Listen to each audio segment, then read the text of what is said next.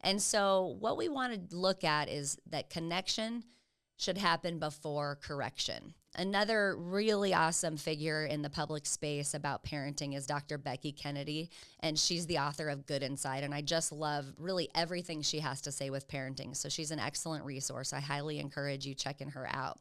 But she says it best when she says kids are good inside. Even when their behavior looks messy, their core is good. Kids are not born bad.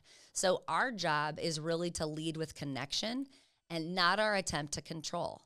I know that that's hard because our adaptations oftentimes when we are in a moment of powerlessness is to power over or to gain control. I know I am so guilty of it. Just last night, my grandson was like yelling about something and he was getting so upset and overwhelmed, and his little nervous system didn't need me to yell back, which I failed at. I did. I was like, we need to lower our voice. And the message I'm sending is, with all this heat and this yelling, is like, what you're doing is making me yell, and now you're going to yell more, and it's just the bad message. So what I needed to do was slow down and drop in and look at him and go, hey, talk to me about what you need. I can hear that it's important to you. Your voice is raised, you're being really loud, and we need to bring it down so that I can hear you.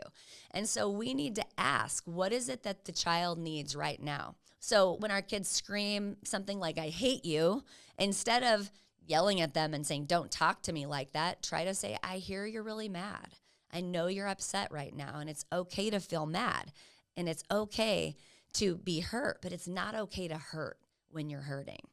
And what you're doing then is you're validating the feeling of their experience, but holding the boundary of what's acceptable and not acceptable behavior. So let me give you some practical things to say that are based on brain-based tools. Like I said earlier, Dan Siegel is so great with helping us normalize the behavior of our systems and the emotional propensities that lead our behavior.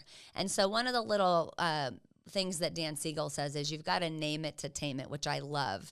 And that's when we name a feeling, we help to integrate the brain and ultimately calm the storm. So things that you can try saying, I hear that you're feeling so frustrated, and that really makes sense to me right now. That's validating. That's saying, I get what you're feeling, and I'm right here with you. Another thing you might say is, you're safe right now, and I'm right here. You're not alone. Another thing you could say is, it's okay to feel mad. It's just not okay to hit. We've got to do something better with that mad.